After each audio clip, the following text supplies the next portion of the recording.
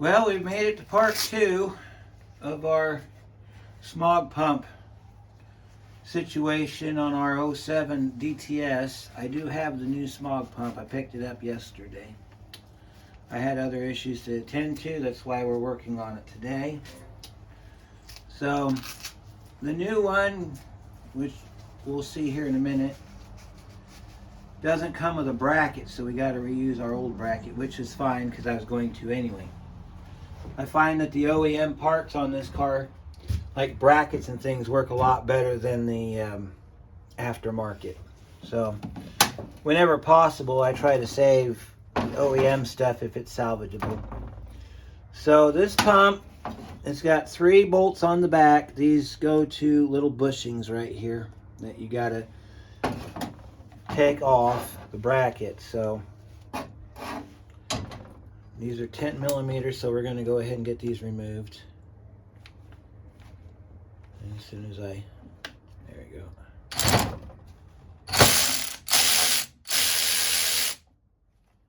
There's that one.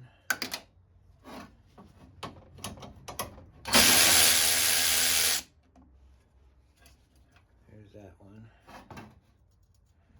Now you need to pay attention which way this thing mounts, because if you mount it backwards, it won't fit back in the car.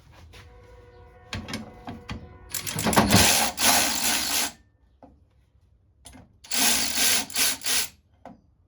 we go. Pick your bracket up, slide it off the back, set your bracket back down. This piece faces forward. Now, we don't have to reuse these bushings, but if you want to take these bushings out, you can take a screwdriver down in the bottom here and pry those out. We don't have to reuse them because the new one comes with one. So we will put this somewhere out of the way. I'm probably going to dissect that later. Alright, our new one comes from Auto Technica. Here's your part number for that one. Never used their parts. This is what I got from the O'Reilly. Comes packaged quite nicely though. We got foam and everything. Comes in a nice bag. Comes with hardware. These are your bushings that you need to use. I think it comes with nuts. Nope, it don't. So you got to reuse the original nuts off your bracket. Set that off in the corner there. Now if you want to compare your parts, you can, but I've already done that and I can tell you that this is going to fit. So step 1, we got to put our bushings in. So let's open our bag up and put our bushings in.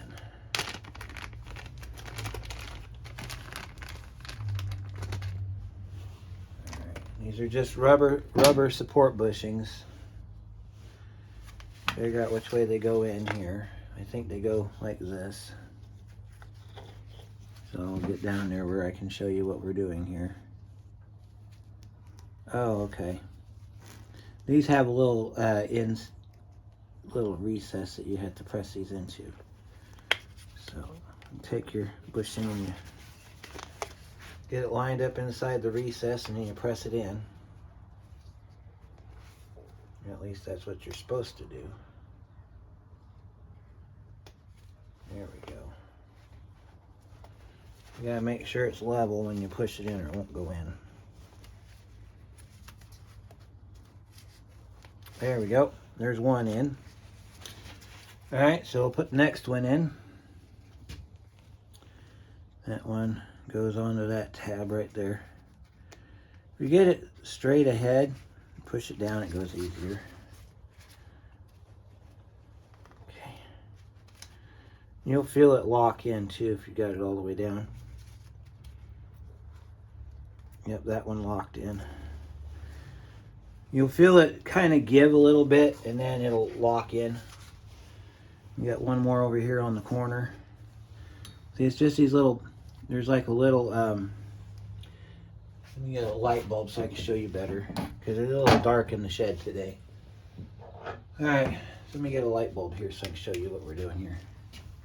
Alright, so right here, it's kind of got like a little, there, you can see it right there. And then it goes on. Let me show you how it goes on. See how it's got that tab right there? That open on the rubber goes over that tab. And then right above that rubber, there's a little slot right there that rest of that bushing fits into. And what you'll get is it'll give, and you got it lined up right. You can feel it almost lock in.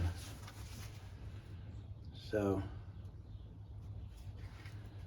get this one installed, and then we can mount this to our bracket. Then we can go put it back in the car. There we go, that one's locked in. We're gonna wait to take our caps out till we have it mounted to our bracket.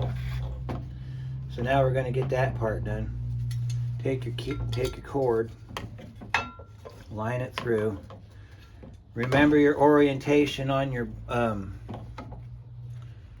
bolts. All right. Remember we had it facing that way, so you want to make sure that all your bolts are facing the same direction. And we'll grab our hardware off of our old pump. Get it started by hand. Now GM does still make this pump. If you get it from the dealer, it comes with a bracket. So basically it's plug and play. If you don't get it from GM, then you'll get the version that I've got. And the version that I've got, you have to build it a little bit. But I'd rather do this than have to plug and play on it. Set that like that. We'll turn our ratchet to on. And we'll zip it back together again.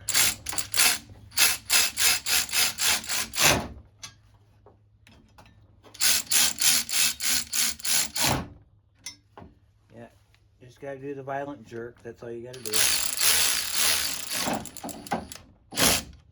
There we go. That's all done. We'll save that setup because we're going to need it for on the car. Now this has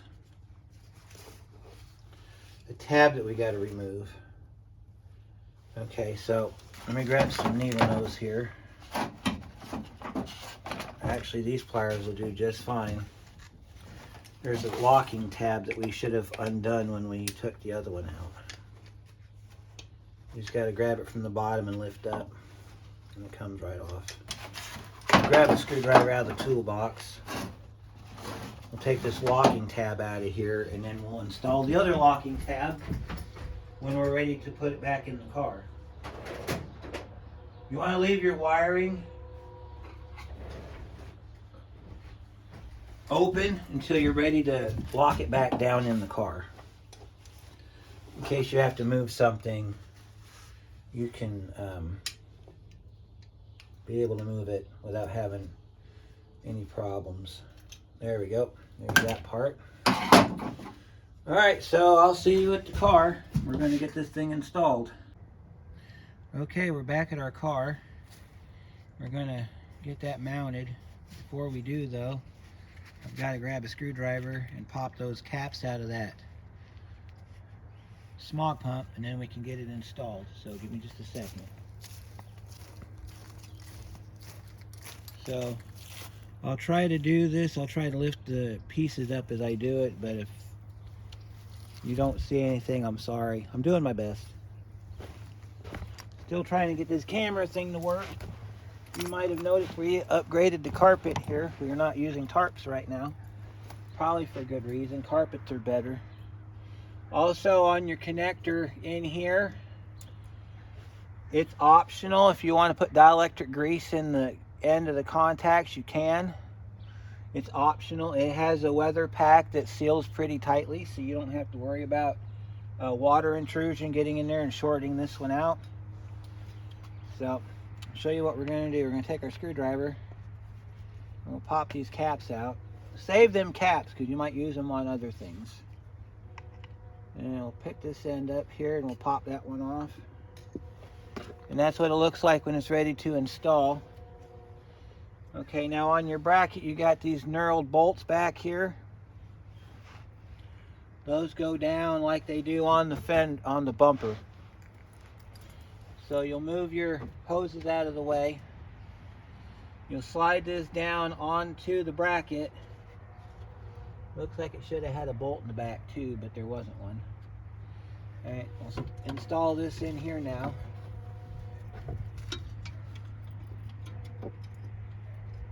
It's just an install. You just got to get it inside the bracket.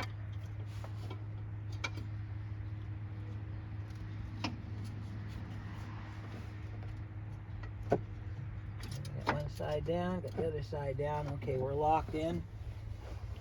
So we're going to go ahead and put our attachment hardware back on, which are these two 10mm nuts. They go down under here. Spin them down till you can't spin them no more, and then you can get them with the impact or the ratchet or whatever you have handy. What these do is these tighten up that knurled area on that bolt that we loosened up when we rocked it off in part 1. I got this little setup right here. This is a quarter drive on a 3/8 drive adapter with about a 6 to 8 inch extension, because those are deep sockets and my shallow socket won't fit it. So we got to go like this with it. And I'm just going to add that to my 3-inch. That way we can get in there like this. Tighten this up.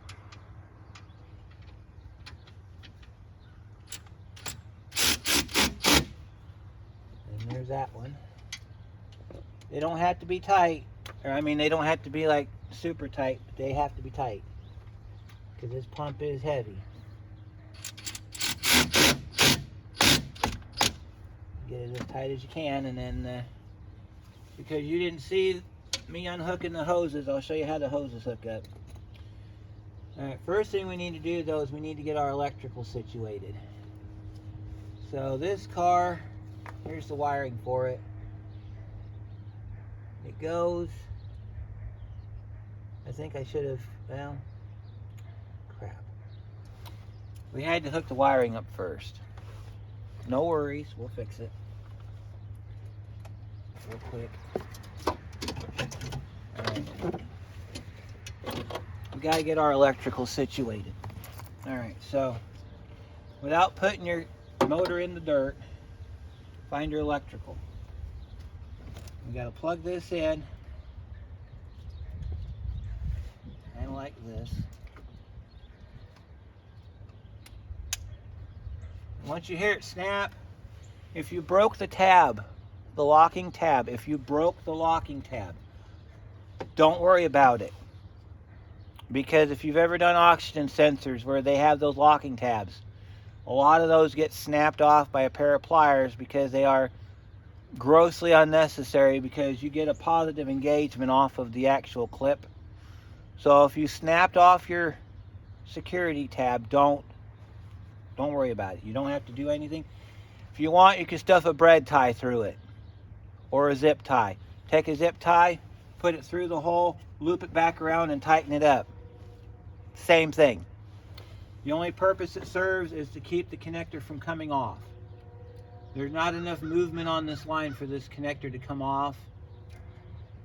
So I don't understand why they needed a locking tab on it, but we're going to install the locking tab back on this one. If I can get it to go back in the hole.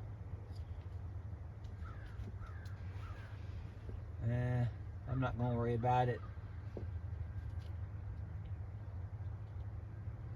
Actually, I'm going to do the zip tie method, so let me go grab a zip tie.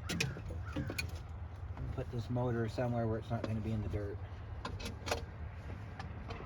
Alright, we got it sitting on our 2x6 down here. Alright, let me see if I've got a zip tie nearby, and I'll be right with you. So let me zoom you back here a little bit.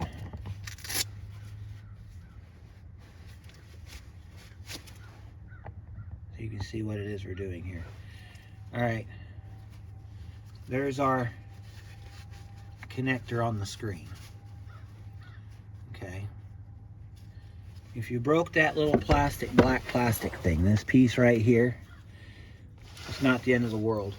If it won't fit back in the hole, I'm going to show you how to get past that. Alright, so I moved the camera slightly so we can put that center stage, if you will. You want to leave your part down there, that's fine, you can do that. Just make sure that it doesn't hit the dirt. You got a hole right here. Feed that through the hole. Well, you want to do it the correct way, so where when you whip it back around, you feed that through the hole, and then you come back around like this.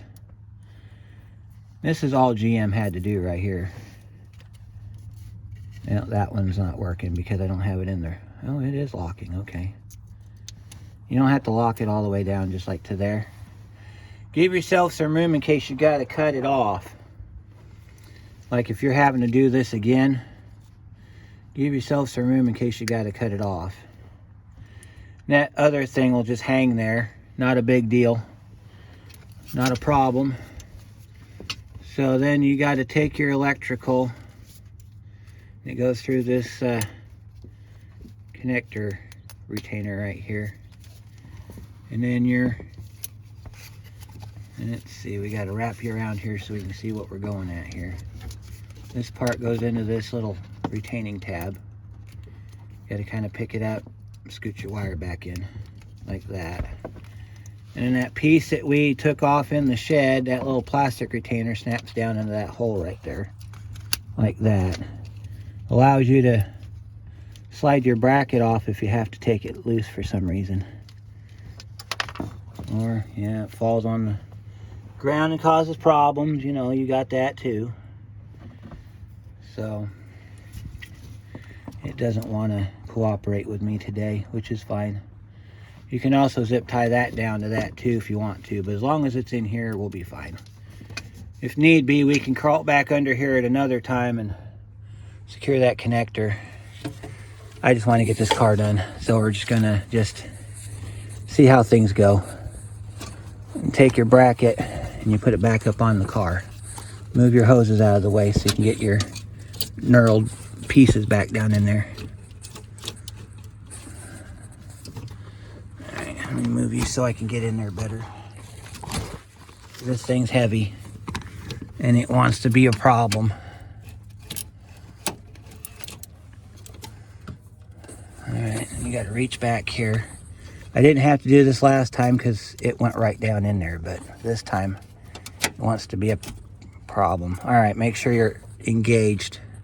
Yep, we're locked in, so we can go ahead and tighten that back down.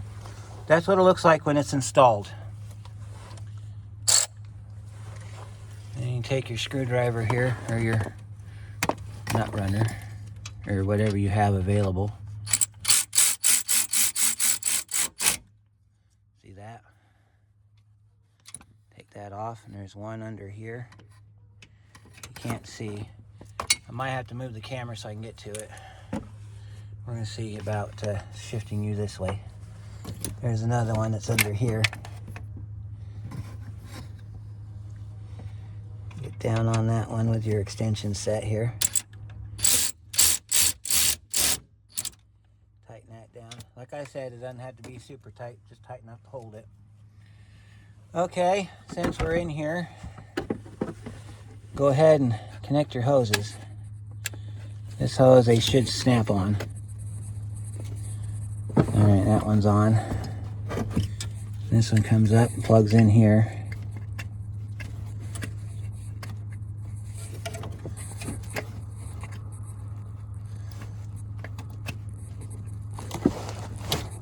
Okay.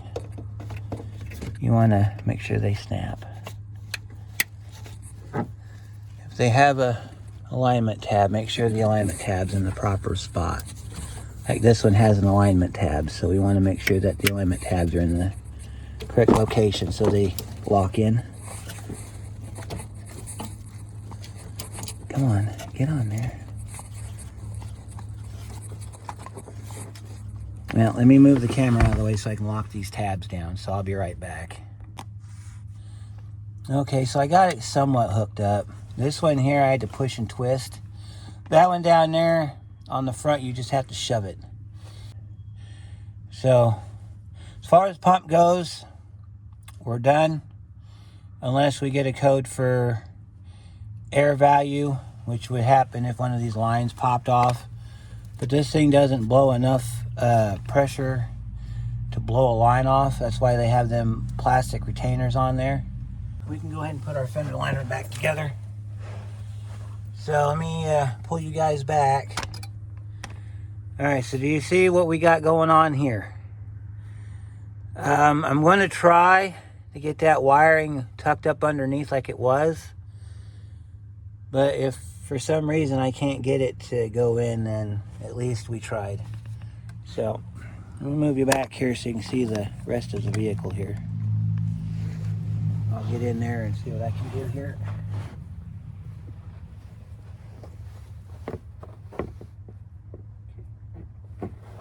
Here's that clip that we lost.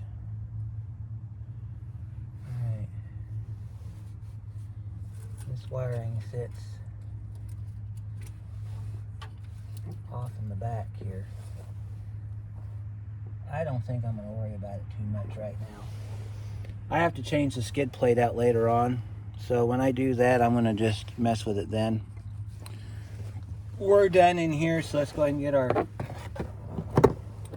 fender liner reinstalled. Now, if you do have a bidirectional scan tool, you can see, you can command that pump on. I don't have one of those right now. I'm working on getting one. Otherwise, I would show you that the pump's working and the circuit's fine by commanding that pump on. See, that's got a little bit of yellow on it, so that was one of these out here. Set your, make sure that your plugs, you got to push in on them like that to get them to go back together.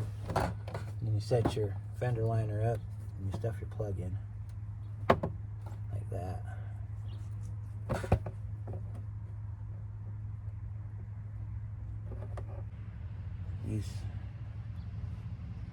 I pull those all the way to the back, make sure that they're like that. And you feed them into the hole, and you feed them into the other hole, and you push. That one's in. That one also goes in the outside of the liner here. Push that one in. There we go. There's that one. See, I'm looking for paint because this car had been through one of them painting zones. And so I'm trying to put the painted ones back in the front here. It doesn't matter, it's just aesthetics.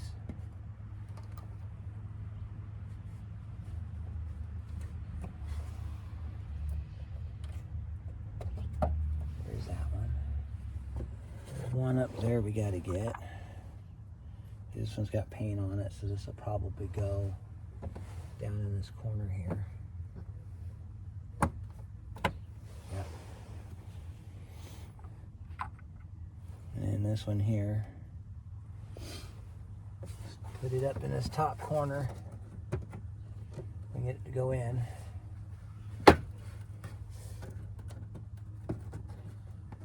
Put your fender liner in, try to get the inside ones in first, because you can always adjust the outside. If the inside ones give you problems, like they tend to do, you just got to work through it. This one here goes in this hole right over here in this corner. That goes in there. We got two down here. They're different type. I put rivets in the bottom, and I'll show you what a rivet looks like. These are just fender body pins or body clips or whatever you want to call them. They have a name, I just don't remember what it is. These are rivets. These are plastic rivets. And the reason I have these in here is because that's all I had available when I put this together last. You just kind of want to just easy pull the rivet up. Make sure you get it up as far as you can get with it. That way when it goes in fairly easily.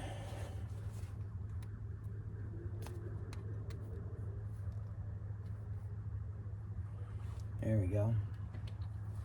These go in these bottom two holes down here for the skid plate.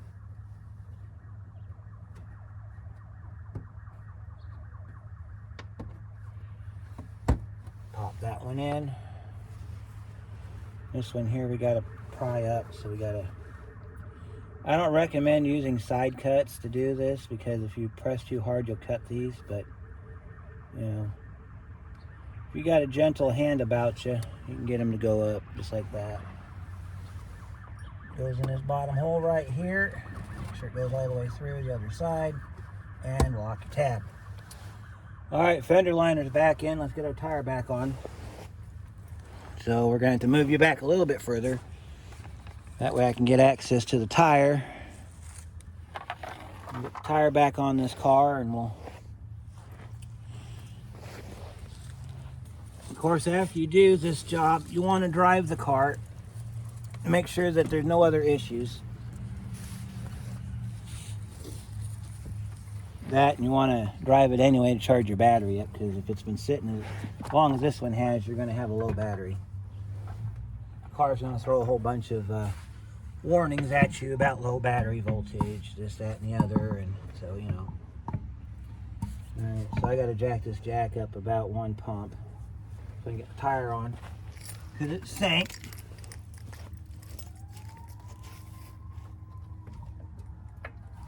There we go.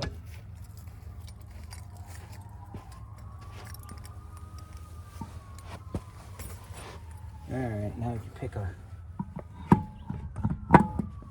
tire up, put it back on the car.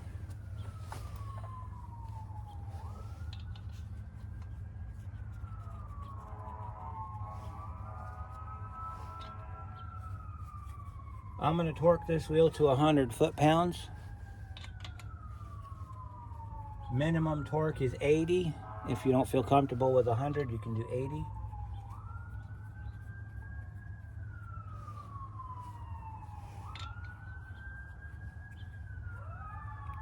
So I'm going to go grab my impact, and I'll be right back. Alright, I got my torque wrench and everything right here.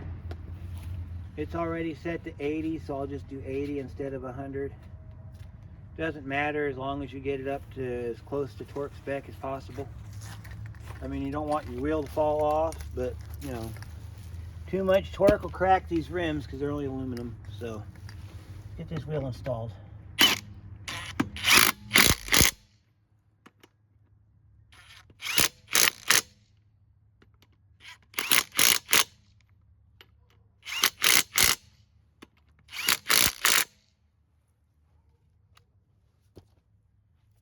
We got to put the car on the ground so we can do the torque, so I got to pull out my jack stand that I mounted under here. Now, remove your jack stand and let your jack down, and then torque your wheel on the ground.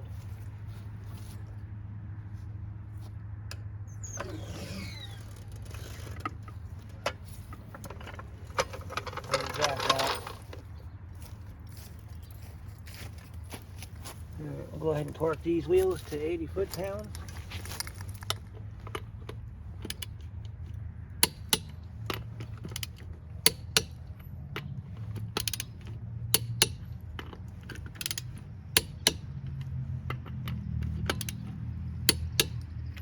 Okay. Normally I also do another torque, but nah, not today. Okay. On your cap, see if I can get you to see this here. All right, your cap has an X in it, okay? That X lines up with this space right here on your rim. So you'll put your X right in front of that space. Pop your wheel on. There you go. All right, let's start the car up. We'll hook the scan tool to it. and see if we've got any codes, and then I'll take it out and drive it. You might hear that pump kick on. Kind of sounds like a little blower motor, like on your HVAC when it comes on. So let's come on over here to the car. We're back on the ground now. I got to plug in my scan tool. Make sure we still have no codes in here when we start the car up. So let me get my... We're going to get you over here on the passenger seat so you can see what we're doing here. Well, you can see what we're doing here. Okay. Plug in your scan tool if you have one. If you don't, that's fine. All right. We're going to go ahead and start the car and let it warm up. See what I'm talking about by letting your car run? Turn off your lights. If it's a customer's car, before you give it back to them, if you've been wearing dirty gloves, make sure you wipe your dashboard off. Anywhere you worked that the customer might see, it's running, I can hear it. It's whistling.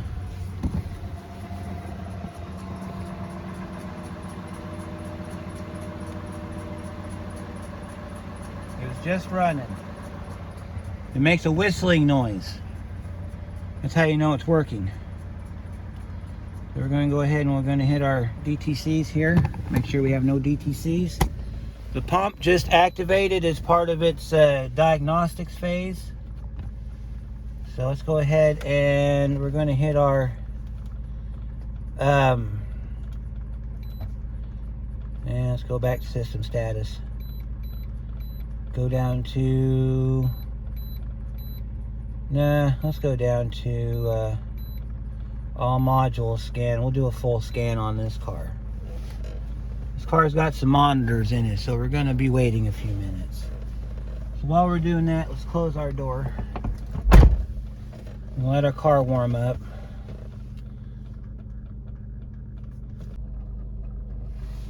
Engine control module, no DTCs. We got one code in the transmission control module, which we previously discussed.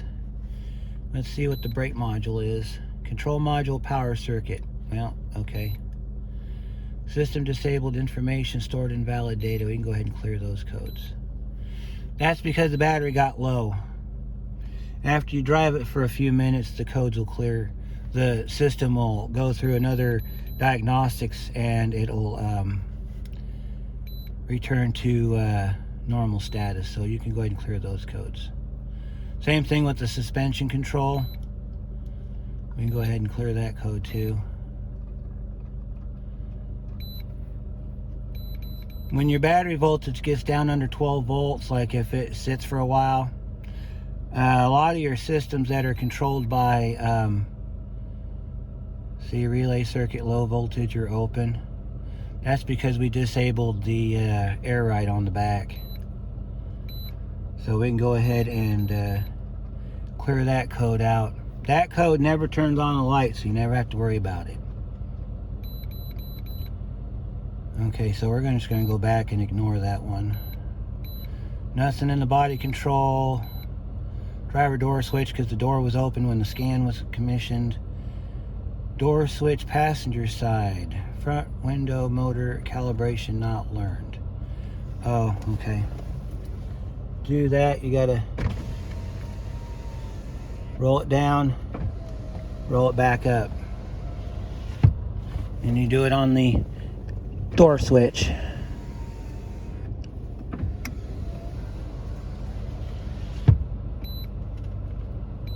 Anytime you get a calibration code, you have to run it from the master control one cycle and then run it from the door one cycle. So that way both see cleared the code. That's probably what that one is for the driver door. See, I'll show you the driver door. Driver door is probably calibration. See, calibration not learned, so you just push your button. Let the window roll down and then lift it back up and let it roll back up. And then you can clear the code. And there's code cleared. The race was successful.